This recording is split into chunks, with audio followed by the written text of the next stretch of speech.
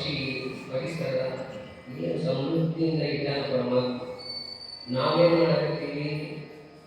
ಪರಮಾತ್ಮ ಕೊಟ್ಟಿರೋದನ್ನ ನಾವು ಇನ್ನಷ್ಟು ಚಂದ ಮಾಡೋಣ ಅಂತ ಹೋಗಿ ಏನು ಮಾಡಕತ್ತೀವಿ? ಅದನ್ನು ಹಾಳು ಮಾಡಕತ್ತೀವಿ. ಹೌದಿಲ್ಲ? ಪರಮಾತ್ಮ ಕಣ್ಣು ಕೊಟ್ಟ, ಕಿವಿ ಕೊಟ್ಟ, ಬಾಯಿ ಕೊಟ್ಟ, ಸುಂದರವಾಗಿರ್ತಕ್ಕಂಥ ಮೂಗು ಕೊಟ್ಟ. ನೋಡಿ, ಮೂಗು ಎಷ್ಟು ಚಂದ ಇಟ್ಟ. ಹೌದಿಲ್ಲ?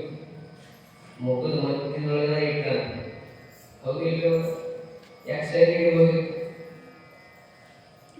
ಮುಖಕ್ಕೆ ಬಹಳ ಭೂಷಣ ಯಾವುದು? ನಾಸಿಕ, ಮೂಗು ಅಂತ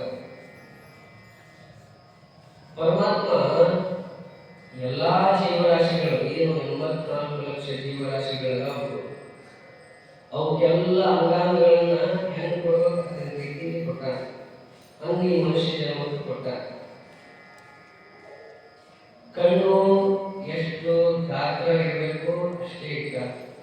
ಈಗ ನಾವು ನೋಡ್ತೀವಿ, ದೊಡ್ಡ ಗಾತ್ರದ ಆನೆ ನೋಡ್ತೀವಿ. ಎಲಿಫೆಂಟ್. ಅದಕ್ಕೆ ಚಿಕ್ಕ ಕಣ್ಣಿಟ್ಟ. ನೋಡ್ರಿ, ನಮ್ಮ ಇರ್ತಾವ ಕಣ್ಣು. ಹೋಗಿ ನಮ್ಮಷ್ಟೇ ಇಲ್ಲದ ಕಣ್ಣು, ಆಗ ಅದು ಕೈಕಾಲ ನೋಡ್ರಿ ಬಹಳ ದೊಡ್ಡದಿರುತ್ತೆ. ಹಂಗ ಅದು ಮೂಗದ, ಅದ್ರ ಮೂಗು ನೋಡ್ರಿ, ಅದ್ರ ಮೂಗಿನ ನಮ್ಮ ಮೂಗಿದ ಏನಾಗ್ತದೆ ಪರಿಸ್ಥಿತಿ? ನಾವು ಸಾಯಕ್ಕೆ ಹೋಗಲ್ಲ, ಹೆರಿಗೆ ಹೊಡ್ಕೊಂಡು ಹೋಗ್ತೇವೆ. ಏನು ಮೂಗ? ಊಟ ಮಾಡಕ ಏನು ಪರಿಸ್ಥಿತಿ? ಹಂಗ ಮುಂದೆ ಒಂದು ದಿನ ಕಲಿಯುಗದೊಳಗ ಎಲ್ಲರೂ ಬಹಳ ಶಾಣ್ಯರಾಗ್ತಾರ, ಎಲ್ಲರೂ ಓದುತ್ತಾರ. ಓದುವಾಗ ಒಂದಿಷ್ಟು ಕಣ್ಣು ಹೋಗ್ಬೇಕಂತ ಪರಮಾತ್ಮ ಏನು ಮಾಡಿ ಗೊತ್ತೈತೆ? ಕಣ್ಣಿಗೆ ಚಸ್ಮಾ ಬರ್ತಾವಂತ ಕಿವಿ ಒಂದ ಸೈಜ್ ನೋಡಿ. ಹೌದು, ಕನ್ನಡ ಹಾಕೋತಾರಿಗಳಂತಂದು ಕಿವಿ ಒಂದ ಸೈಜ್ ಇದ್ದ. ಬಹಳ ಬುದ್ಧಿವಂತ ಪರಮಾತ್ಮ. ಒಮ್ಮೆ ಏನಾಗಿತ್ತು ಅಂತ, ಒಬ್ಬ ಮುಸಲ್ಮಾನ ಯುವಕ ಒಂದು ದಿವಸ ಹಿಂಗ ಒಂದಿಷ್ಟು ಪರಿಸರವನ್ನ, ಈ ಪ್ರಕೃತಿಯನ್ನು ನೋಡ್ಬೇಕು ಅಂತ ಅನಿಸ್ತೀವಿ. ಹೋಗ ಊರ್ವರೆಗೆ ಹೋಗಿ ನೋಡ್ತಾನೆ, ಸಮಾಧಾನ ಆಗಲ್ಲ. ಒಂದಿಷ್ಟು ಎಲ್ಲಾದ್ರೂ ದೊಡ್ಡ ದೊಡ್ಡ ಮರಗಳು ಎಲ್ಲಿರ್ತಾವ ಅಲ್ಲಿ ಹೋಗಿ ನೋಡ್ಬೇಕು ಅಂತ ಹೋಗ್ತಾನೆ. ಹೋದಾಗ ಅಲ್ಲೊಂದು ದೊಡ್ಡ ಆಲದ ಮರ ಕಾಣ್ತದೆ. ಆಲದ ಮರ ಕಂಡ ತಕ್ಷಣ ಏನು ಮಾಡ್ತಾನೆ ಅಂದ್ರೆ ಬಹಳ ಆಯಾಸ ಆಗಿರ್ತದೆ. ಎಲ್ಲ ಕಡೆಗೆ ತಿರುಗಾಡಿ ಅಡ್ಡಾಡಿ ಬಹಳ ಆಯಾಸ ಆಗಿರ್ತದ. ಒಂದಿಷ್ಟು ಮಲ್ಕೋತಾರೆ. ಮಲ್ಕೊಂಡ ತಕ್ಷಣ ಅವನು ಮುಂದೆ ಬರಲಿ ಜ್ಞಾನ ನೋಡ್ತ. ಮರದ ರೆಂಬೆ, ಕೊಂಬೆಗಳು, ಎಲಿ, ಆ ಆಲದ ಮರದೊಳಗಿರ್ತಕ್ಕಂಥ ಚಿಕ್ಕ ಚಿಕ್ಕ ಕಾಯಿಗಳು ಇವನ ಕಣ್ಣಿಗೆ ಬೀಳ್ತಾವ. ಇವೇನು ಮಲ್ಕೊಂಡಿರ್ತಾನ, ಇವನ ಕಣ್ಣಿಗೆ ಬೀಳ್ತಾವ. ಬಿದ್ದಾಗ ಇವೇನಂತಾನಪ್ಪ ಅಂದ್ರೆ, ಅಲ್ಲಾಹು ಅಕಲ್ ನಹಿ ಅಂತ ಹೇಳ್ತಾರೆ. ದೇವರಿಗೆ ಬುದ್ಧಿ ಇಲ್ಲ. ಯಾಕೆ ಗೊತ್ತಿಲ್ಲ ಅಂದ್ರೆ, ನಾನು ಈಗ ತಾನೇ ಬರುವಾಗ ಕುಂಬಳಕಾಯಿ ಬಳ್ಳಿ ನೋಡಿದೆ, ಕಲ್ಲಂಗಡಿ ಬಳ್ಳಿ ನೋಡಿದೆ. ಆ ಸಣ್ಣ ಸಣ್ಣ ಸಣ್ಣ ಸಣ್ಣ ಎಳೆಯಾಗಿರ್ತಕ್ಕಂಥ ಬಳ್ಳಿಯೊಳಗ ದೊಡ್ಡ ದೊಡ್ಡ ಗಾತ್ರದ್ದು ಕಾಯಿ ಇಟ್ಟಾನೆ. ಇಂಥ ದೊಡ್ಡ ಮರದೊಳಗೆ ಏನು ಮಾಡ್ಯಾನ? ಶಿಷ್ಟ ಚಿಕ್ಕ ಇಟ್ಟಾನ. ಅಲ್ಲಾಕೋ ಅಕಲ್ ನಹಿ ಅಂತ ದೇವರಿಗೆ ಗೊತ್ತಿಲ್ಲ ಅಂತ ಆವಾಗ ಒಂದಿಷ್ಟು ಆ ತೋಟದ ಮಾಲೀಕ ಬಂದ.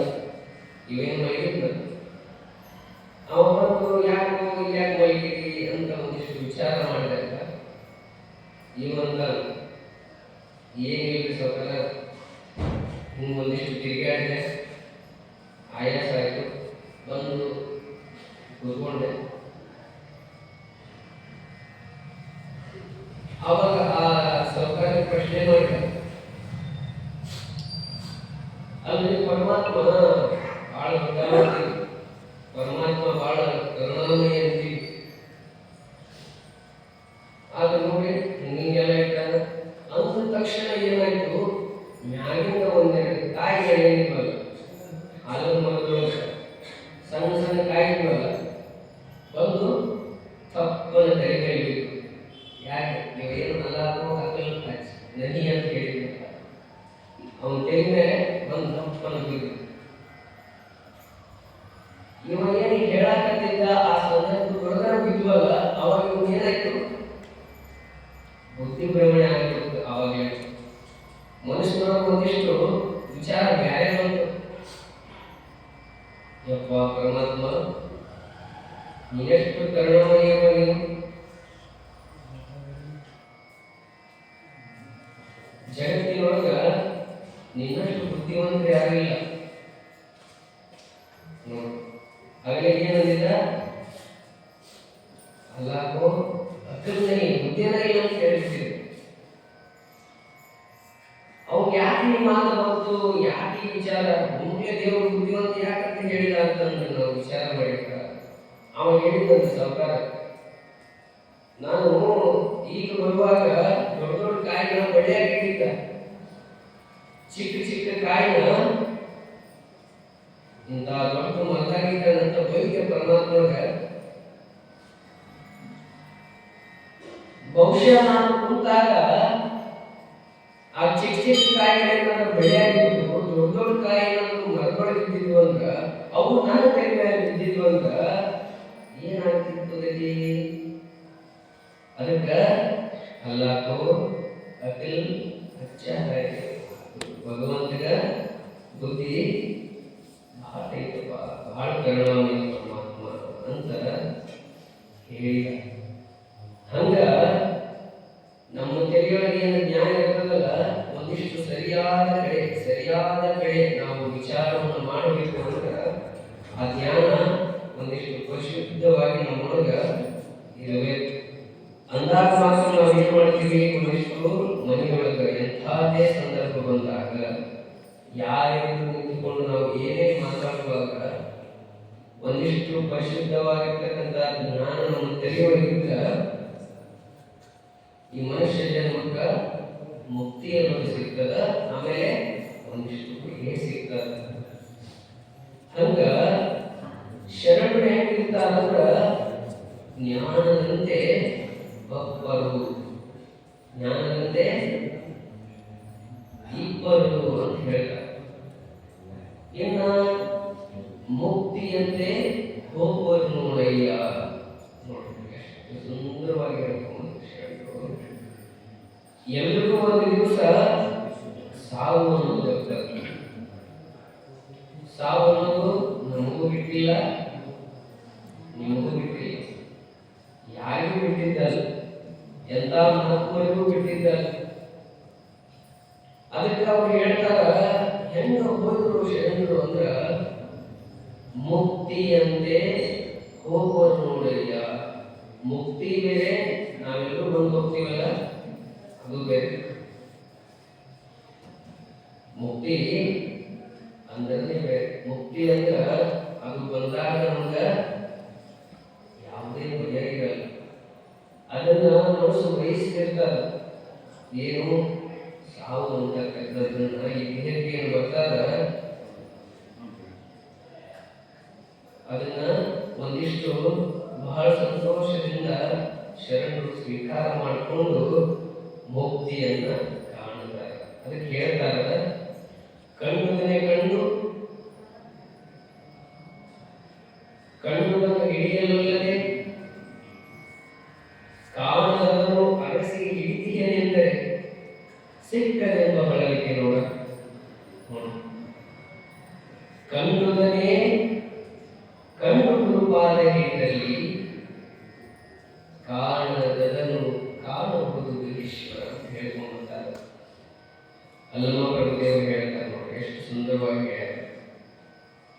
ಈ ಜಗತ್ತಿನೊಳಗೆ ನಾವೆಲ್ಲ ಬಂದೀವಿ ಏನು ಒಂದಿಷ್ಟು ಚಿಕ್ಕವರಿರುವಾಗ ಆಟ ಪಾಠಗಳೊಳಗೆ ಹೋಗಿ ಆಮೇಲೆ ಒಂದಿಷ್ಟು ಪ್ರೌಢಾವಸ್ಥೆಗೆ ಬಂದಾಗ ಈ ಜಗತ್ತಿನೊಳಗೆ ಇವಾಗ ಜ್ಞಾನ ಹೆಂಗಾಗ ಯಾವ ರೀತಿ ಜಗತ್ತು ನಡೀತದೆ ಒಂದಿಷ್ಟು ಸ್ವಲ್ಪ ತಿಳುವಳಿಕೆ ಬಂದಾಗ ತಿಳ್ಕೊಂಡು ದೊಡ್ಡವರಾಗ್ತೀವಿ. ಸಂಸಾರ ಜಂಜಾಟಗಳು ಬೀಳ್ತೀವಿ. ಬಿದ್ದರೆ ಹೊಲ ಮನಿ ಅದು ನಂದು ಇದು ನಂದು ಅಣ್ಣ ತಮ್ಮದು ಆ ಬೀರು ಧನ ಕನಕ ಇವುಗಳೊಳಗ ಜೀವನವನ್ನು ಸವಿಸಿ 60-70 ಆದ್ಮೇಲೆ ಏನಾಗಬೇಕು ನಮ್ಗೆ ಇದರ ರುಚಿ ಪ್ರಾರಂಭ ಆಗಬೇಕು. ಆಧ್ಯಾತ್ಮ ಇರೋದಲ್ಲ, ಇದರ ರುಚಿ ಪ್ರಾರಂಭ ಆಗಬೇಕು ನಾವು.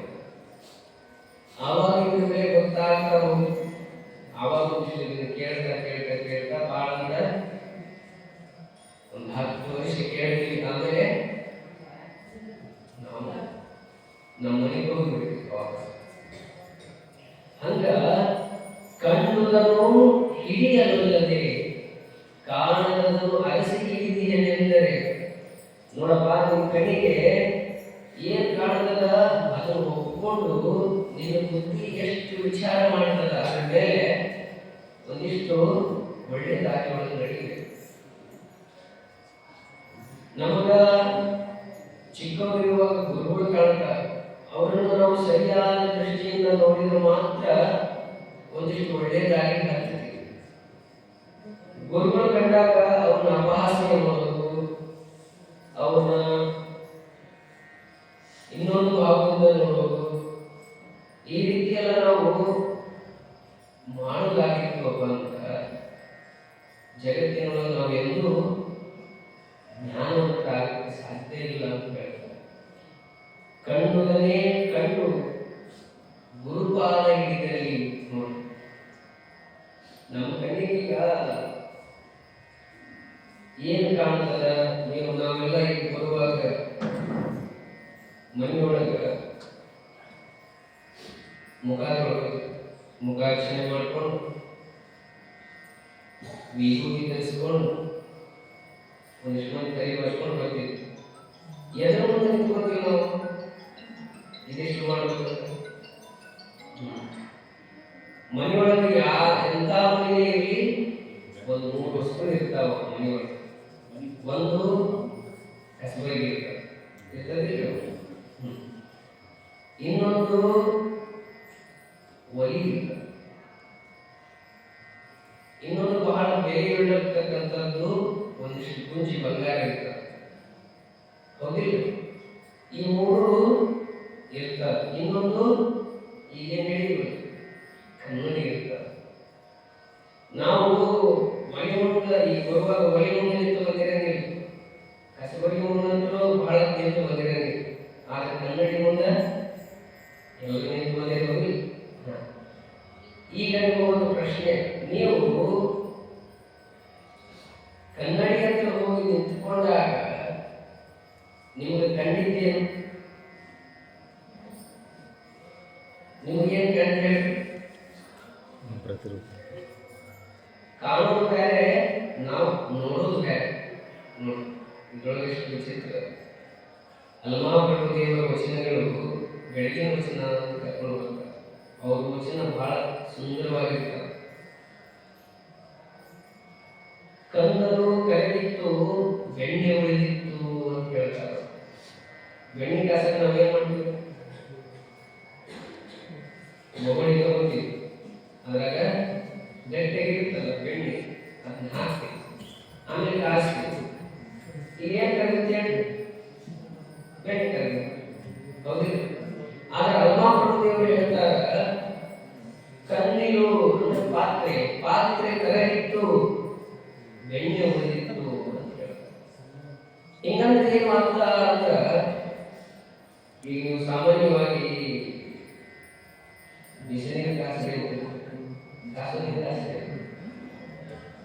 ಬಿಸಿನೀರು ಕಾಸಬೇಕು, ಕಾಸೋದು ತಣ್ಣೀರು, ಆಗೋದು ಬಿಸಿನೀರು. ಹಂಗ ನಾವು ಕನ್ನಡಿ ಮುಂದೆ ನಿಂತಾಗ ನಾವು ನೋಡೋದು ಕನ್ನಡಿ, ಕಾಣೋದು ನಮ್ಮ ಮುಖ. ನೋಡಿ ಎಷ್ಟು. ಆಮೇಲೆ ಒಬ್ಬರು ಅಂತಿರ್ತೀರಿ, ಇವ ಮಗ ಕಾಲ ಕೃಷ್ಣ ಊಟ ಕೊಡಿಸ್ತೇವ. ಯಾಕೆ ಮೆಣಸಿನಕಾಯಿ ಕೃಷ್ಣ ಹೋಗೋದಂತ ನಾವು ಯಾಕೆ ಇದು ಬೇರೆ. ನಮ್ಮ ಮನುಕುಲ ಏನು ಬೆಳ್ಕೊಂಡು ಬಂತಲ್ಲ, ಆದಿಮಾನವನಿಂದ ಬೆಳ್ಕೊಂಡು ಬಂತಲ್ಲ, ಒಂದಿಷ್ಟು ಶಬ್ದಗಳು, ಒಂದಿಷ್ಟು ಅವೆಲ್ಲ ಹಾಗೆ ಉಟ್ಕೊಂಡವ. ಬಸ್ನೇ ಹೋಗಾಗ ಕೊಪ್ಪಳನ ಬಂತಂತೀವಿ, ಹೌದ್ರಿ? ಈ ಕೊಪ್ಪಳನ ಬಂತು, ಕೊಪ್ಪಳನ ಹೋಗೋದು ನಾವು ಹೋಗಿರ್ತೀವಿ, ಕೊಪ್ಪಳನ ಬಂತಂತೀವಿ. ಹಂಗ ನೀನು ಯಾವಾಗ ಕಂಡದ್ದನ್ನ ಒಂದಿಷ್ಟು ಬಹಳ ಭಕ್ತಿಯಿಂದ, ಒಳ್ಳೆಯ ಜ್ಞಾನದಿಂದ, ಸುವಿಚಾರಗಳಿಂದ ಯಾವಾಗ ಗುರುವಿನಡಿಗೆ ನೀನು ಹೋಗಿ ಇರ್ತೀಯ, ಅವಾಗ ಒಂದಿಷ್ಟು ಸುಜ್ಞಾನ ಆಗ್ತದ, ಮುಕ್ತಿ ಆಗ್ತದ ಅಂತ ಹೇಳ್ತಾರೆ. ಒಂದು ದಿವಸ ಏನಾಗಿತ್ತು ಅಂದ್ರೆ, ಬಹಳ ವಯಸ್ಸಾಗಿತ್ತು. ಯಾರಿಗೆ? ಮುದುಕಿ. ವಯಸ್ಸು ಮುದುಕಿ ಇರುತ್ತೆ, ಯಾರಿಗಿರುತ್ತೆ? ಬಹಳ ವಯಸ್ಸಾಗಿಬಿಟ್ಟಿತ್ತು ಮುದುಕಿಗೆ. ಆ ಮುದುಕಿ ಏನ್ ಮಾಡ್ತಿತ್ತು ಅಂತ, ಬಹಳ ದಿವಸದಿಂದ ಅದಕ್ಕೊಂದು ಅಭ್ಯಾಸ, ಕೌದಿ ಹೊಲಿತಿ. ಕೌದಿ ಅಂದ್ರೆ ಗೊತ್ತಲ್ಲ, ಕೌದಿ ಹೊಲಿತಿತ್ತು, ಮನೆ ಮುಂದೆ ಕುತ್ಕೊಂಡು ಹೊಲಿತಿತ್ತು. ಹೊಲಿತಾ ಹೊಲಿತಾ ಹೊಲಿತಾ ಈ ಕಡೆ ದಾರನೂ ಆಯ್ತು, ಆ ಕಡೆ ಸೂರ್ಯನು ಮುಳುಗಿ ಸಂಜೆನೂ ಆಯ್ತು. ಅವಾಗ ಏನಾಯ್ತು, ದಾರ ಖಾಲಿ ಆಗ್ಬಿಟ್ಟು ಸೂಜಿ ಬಿಡಿತು ಹೋಗಿ. ಆ ಮುದುಕಿ ಹೊಲ್ಕೊಂತ ಏನಾಯ್ತು, ಸೂಜಿ ಕೈಯಾಗಿ ಒಂದು ಬಿದ್ದು ಬಿಡಿಸ್ತಾರೆ. ಕತ್ತಲದೊಳಗ ಈಗ ಸಣ್ಣ ಸೂಜಿ ಕಾಣಿಲ್ಲ. ಯಾವಾಗ ಸೂಜಿ ಕಾಣಲಿಲ್ಲ, ಅಜ್ಜಿ ಹುಡುಕ್ಯಾಡ್ಬೇಕಪ್ಪ. ಇನ್ನೊಂದಿಷ್ಟು ಕೌದಿ ಹೊಯ್ಯಬೇಕಿತ್ತು, ಎಲ್ಲೋಯ್ತು ಅಂತ ಹುಡುಕ್ಯಾಡಕ್ಕೆ ಪ್ರಾರಂಭ ಮಾಡಿ. ಆಗ ಬಹಳ ಹೊತ್ತು ಹುಡುಕ್ಯಾಡಿತು. ನಮ್ಮ ಉಮೇಶನವರು ಮಾತಾಡಿದ್ರು. ಅವರಂತ ಒಬ್ರು ಬಂದು ಹೇಳಿದ್ರು, ಅಲ್ಲ ಏನು ಹುಡುಕ್ಯಾಡಕತ್ತಿ ನೀನು, ಸಂಜೆ ಆಗೈತಿ, ಬಾಗಿಲು ಕಸ ಹೊಡೆದು ನೀರು ಹಾಕಬಿಟ್ಟು ಏನು ಹುಡುಕ್ಯಾಡಕತ್ತಿ ಇಷ್ಟೊತ್ತಿನೊಳಗೆ? ಆ ಮುದುಕಿ ಅಂದ್ರು, ಅಪ್ಪ ಇನ್ನೊಂದಿಟ್ಟು ಕೌದು ಒಯ್ಯದೈತಿ, ಕೈಯ ಸೂಚಿ ಕಳೆದೈತಿ ಅಪ್ಪ ಅಂತ ಹೇಳಿದಾಗ ಉಮೇಶನವರು ಅಂದ್ರು, ಅಲ್ಲದೆ ಸೂಜಿ ಯಾರು ಹುಡುಕ್ಯಾಡ್ತಾರ? ಬೆಳಕು ಎಲ್ಲಿರ್ತಾರೆ ಹುಡುಕ್ಯಾಡ್ಬೇಕು, ಬೆಳಕಿದ್ದಾಗ ಹುಡುಗಿರು ಸೂರ್ಯ ಸಿಕ್ಕಿದ್ದೇನೆ ಅಂದ್ರೆ ಅವ್ರು ಹೇಳಿದ ದೃಷ್ಟಿಯನ್ನು ಒಂದಿಷ್ಟು ಬೆಳಕು ತಂದು ಹುಡುಕು ಅಂತ ಆ ಮುದುಕಿ ಹೇಳಿದ್ರು. ಆ ಮುದುಕಿ ಏನು ಮಾಡಿದ್ರು, ನನ್ನ ಮತ್ತೆ ಹೋಗ್ಯಪ್ಪ ಅಂತ ಉಮೇಶನವರು ಹೋದ್ರು. ಆ ಮುದುಕಿ ಕೌದಿನ ಅಲ್ಲೇ ಇಟ್ಟು ಹೇಳಾರೆ ಅಂತ ಬಡಬ ಏನ್ ಮಾಡ್ತು, ನಿಮಗೆಲ್ಲ ಗೊತ್ತೈತಿ, ಹೋಗಿ ಬಜಾರ್ ಒಳಗ ಬೆಳಕಿಗೆ ಹುಡುಕ್ಯಾಡ್ತಾರೆ, ಅಲ್ಲಿ ಸಿಗ್ತೈತೆ. ಹಂಗ ಈ ಪರಮಾತ್ಮನ ಸರಿ ನುಡಿಗಳನ್ನ, ಪರಮಾತ್ಮ ಹ್ಯಾಂಗದ ಅನ್ನೋದು ಒಂದಿಷ್ಟು ನಾವು ಇಂಥ ಮನಮಾನಿಗಳಿಗೆ, ಇಂಥ ಶಿವಾನುಭವಗಳಿಗೆ ಬಂದು ಒಂದಿಷ್ಟು ಕುತ್ಕೊಂಡ್ರ ನಮ್ಮ ಬದುಕು ಎಲ್ಲಿ ಸಾಗತೈತಿ, ಹೆಂಗಿರ್ತೈತಿ, ನಾವು ಹೆಂಗ್ ಜೀವನ ಮಾಡ್ಬೇಕು ಅನ್ನೋದು ಇಲ್ಲಿ ಕುಂತಾಗ ಕಾಣ್ತದೆ. ಎಲ್ಲೆಲ್ಲೋ ಕುಂತು ಏನೇನೋ ಮಾಡಿದ್ರೆ ಕಾಣಕ್ ಸಾಧ್ಯ ಇಲ್ಲ. ಹಂಗ ಗುರು ಅಂದ್ರ ಬಹಳ ದೊಡ್ಡವರು. ನಮ್ಮ ಅಪ್ಪ ಅವ್ರಿಗೆ ಗೊತ್ತಾಗಲಿ, ಬಹಳ ಗುರುವಿನ ಮಹತ್ವವನ್ನು ತಿಳ್ಕೋಬೇಕಂದ್ರೆ ಈ ಜನ್ಮ ಸಾಗಂಗಿಲ್ಲ. ಗುರುಗಳು ಅವರು ಒಂದಿಷ್ಟು ಲಿಂಗಾರ್ಚನೆಯನ್ನು ಮಾಡಿಕೊಂಡು ಅವರು ದಿನನಿತ್ಯ ಅವರು ಸುವಿಚಾರಗಳ ಕಾರ್ಯಗಳನ್ನು ಮಾಡುತ್ತಿರ್ತಾರಲ್ಲ, ಅವರು ಒಂದಿಷ್ಟು ನಮ್ಮ ಮೇಲೆ ಕಣ್ಣು ಹಾಯಿಸಿರ್ತಾರೆ. ಒಂದಿಷ್ಟು ನಮ್ಮ ಮೇಲೆ ಇಟ್ಟರೆ ಸಾಕು, ನಮ್ಮದು ಒಂದಿಷ್ಟು ಜೀವನ ಸರಿಯಾಗಿ ನಡೀತದೆ. ನಮ್ಮ ತೆಗೆಯೊಳಗೆ ಅವಾಗ ಒಂದಿಷ್ಟು ಬರ್ತಿರ್ತಾರೆ ವಿಚಾರಗಳು. ಸಂಜೆ ಆದ್ರೆ ಒಂದು ಬರ್ತೈತಿ, ಮುಂಜಾನೆ ಒಂದು ವಿಚಾರಗಳು ಬರ್ತಿರ್ತಾವೆ. ಯಾವಾಗ ಗುರುವಿನಿಂದ ಒಂದಿಷ್ಟು ಹಸ್ತ ಸ್ಪರ್ಶವಾಗುತ್ತ ಅವಾಗ ಇಂಥ ವಿಚಾರಗಳು ನಮ್ಮಿಂದ ದೂರ ಆಗ್ತಿರ್ತಾರೆ. ಏನು ಸಂಜೆಗೆ ಒಂದಿಷ್ಟು ವಿಚಾರ ಮಾಡಿರೋದು, ಎಲ್ಲೆಲ್ಲೋ ಹೋಗ್ತಾರೆ ಮನಸ್ಸು. ಹೌದು, ಈಗ ಗುರು ಅಂತಕ್ಕಂಥವ್ರು ನಮ್ಮ ಬದುಕಿಗೆ ಬಹಳ ಮುಖ್ಯ. ಅದಕ್ಕೆ ಇಂಥ ಶಿವಾನುಭವಗಳನ್ನ, ಆಧ್ಯಾತ್ಮದ ವಿಚಾರಗಳನ್ನ, ಚಿಂತನೆಗಳನ್ನ ಯಾರು ನಡೆಸ್ಕೊಂಡು ಬಂದ್ರು ಅಂದ್ರೆ ನಮ್ಮ ಸಲುವಾಗಿ. ದಿನನಿತ್ಯ ನಾವೇನು ಈ ಜಗತ್ತಿನ ಆಟದೊಳಗೆ ಇದ್ದು ನಡಾಡ್ತಿರ್ತೀವಿ, ಯಪ್ಪ ಹಂಗಾಗ್ತದೆ, ಯವ್ವ ಹಿಂಗಾಗ್ತದೆ ಅಂತಿರ್ತೀವಿ ನೋಡು. ಇಂಥವೆಲ್ಲ ದೂರ ಆಗ್ತಾವ. ಒಂದಿಷ್ಟು ನಮ್ಮ ಎದುರಿಗೆ ಈ ಸಂದರ್ಭಗಳು ಬಂದು ನಿಂತಾಗ ಕಣ್ಣು ಎದುರಿಸುವಂಥವು ವಿಚಾರ ಮಾಡ್ತೀವಿ. ಏನು ಕಷ್ಟ ನಷ್ಟಗಳು ಬರ್ತಾವಲ್ಲ, ಅವನೊಂದಿಷ್ಟು ನಮ್ಮ ಎದುರಿಗೆ ಬಂದು ನಿಂತಾಗ ಬಹಳ ಕಠಿಣ ಅನಿಸ್ತದೆ.